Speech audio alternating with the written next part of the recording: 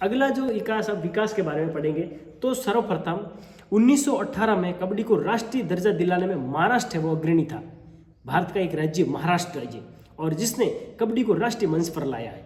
और 1918 के अंदर ये कबड्डी के जो स्टैंडर्ड नियम थे वो बनाए गए थे। 1937 के अंदर बर्लिन ओलंपिक के दौरान कबड्डी को राष्ट्रीय पहचान मिली। ओलंपिक और हनुमान व्यायाम प्रसारक मंडल जो अमरावती है, उन्होंने इस कबड्डी को और उचित उच्च स्तर पर मंच दिलवाया। इससे पहले 1983 में भी एक नियम पुस्तिका छापी गई थी, और जो अखिल भारतीय कबड्डी का आयोजन किया गया था बड़ौदा के अंतर्गत, बहुत अच्छा टूर्नामेंट हुआ था, और उसमें एक नियम पुस्तिका छापी थी सन 1923 के अंदर, और 37 में बर्लिन ओलंपिक के में इस गेम को शामिल किया।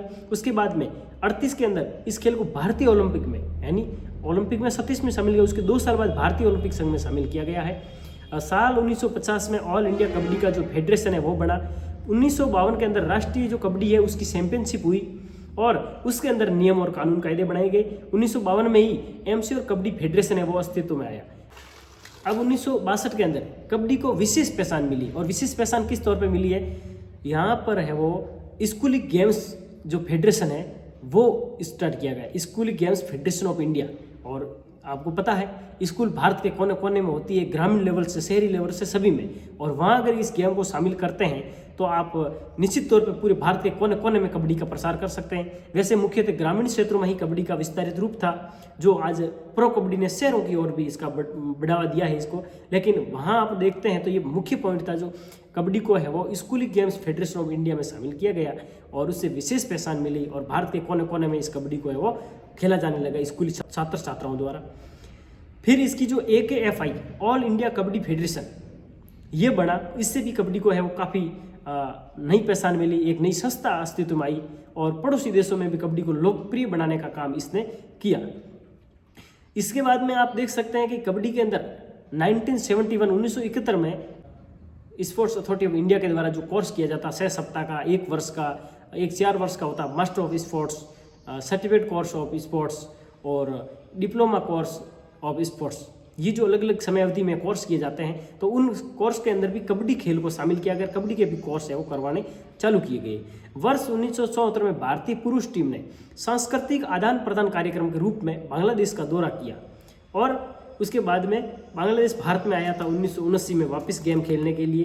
कि 1983 के अंदर बोनस लाइन को कबड्डी मैदान में शामिल किया, पहले बोनस लाइन नहीं थी, तो 1983 में पहली बार कबड्डी के मैदान में बोनस लाइन को इंक्लूड किया, शामिल किया कि ये लाइन है, इस लाइन को कवर करने के बाद भी आपको बोनस के रूप में एक अतिरिक्त पॉइंट दिया जाएगा। और इसका जो सादा नियम था वो ये था कि बोनस लाइन और अंतिम लाइन की रेखा में अपने शरीर का कोई भी हिस्सा रखो, और सेंटर लाइन और बोनस लाइन के बीच में अपने शरीर का कोई हिस्सा टच में नहीं होना चाहिए, तभी है वो बोनस माना जाता था। यानी एक पैर वहाँ रखते तो दूसरे हवा में होना चाहिए। वैसे बॉडी का कोई भी पार्ट्स वहाँ रख करके दूसरे पार्ट्स हवा में रख करके उस ग्राउंड से संपर्क तोड़ना, आपको बोनस लाइन और सेंटर लाइन होती उसके बीच में अपना संपर्क नहीं रहना चाहिए। बोनस लाइन और अंतिम लाइन के बीच में संपर्क रहता है, उस समय आपको बोनस दिया जाता है। तो ये 1983 के अंदर इंक्लूड किया गया था बोनस लाइन को। उसके बाद में 1984 के अंदर मुंबई के थाने में प्रथम ओपन कबड्डी का टूर्नामेंट हुआ था। 1984 के अंदर दक्षिण एशियाई खेल महासंघ ने कबड्डी को एक खेल के रूप में शामिल किया। नियमित अनुशासन के रूप में भारत ने इस खेल को खेला। उसके बाद में बांग्लादेश के ढाका में प्रथम साउथ एशियन फेडरेशन के द्वारा खेल का आयोजन किया गया, और 1989 में एक उत्पादक सापा का नियम रखा। सापा का मतलब होते हैं अगर कोई रेड देने के बाद लगातार वो खाली जा रहा है तो पीछे से वो अटैक करके पॉइंट ले सकता है, इसको सापा पद्धति कहते हैं। तो ये उस समय अस्तित्व आया, और 1990 के अंदर बीजिंग सीन में 11वें एशियाई खेलों को नियमित रूप से शामिल किया। भारत ने इसमें गोल्ड मेडल जीता था, और उस समय इसके जो कोच थे वो थे ई प्रसाद राव। उसके बाद 1994 में जापान के हिरोशिमा एशियाड के अंदर गेम हुए कबड्डी के। उसके बाद सिपलुन में बोनस लाइन गेम फिर से शुरू किया गया, और नवी मुंबई जो सिपलुन नवी मुंबई के अंदर है, और ये गेम भारत के अंदर हुआ था। उसके बाद में 1995 के अंदर नाइकी गोल्ड कप महिलाओं के लिए अंतर्राष्ट्रीय टूर्नामेंट हुआ हैदराबाद के अंदर। 2000 के अंदर तीसरी एशियाई चैंपियनशिप श्रीलंका में आयोजित की गई। 2002 में कबड्डी का एफ्रो एशियाई खेलों में प्रदर्शन मैच हुआ था भारत के अंदर।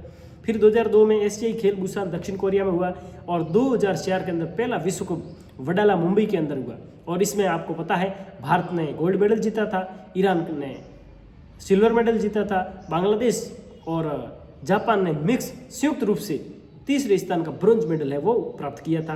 उसके बाद 2004 में पहला अंतर्राष्ट्रीय कोच और अधिकारी लेवल 1 कोर्स स्टार्ट किया गया।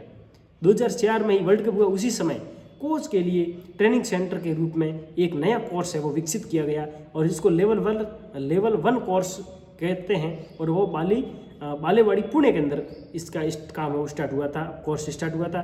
2006 के अंदर सऊदी अरब में दोहा एशियाई फॉर्म स्टार्ट किया गया और वापस 2007 के अंदर दूसरा विश्व कप हुआ और इसी विश्व कप में भी Bharat gold medal, Iran silver medal और ब्रॉन्ज मेडल में बांग्लादेश और जापान।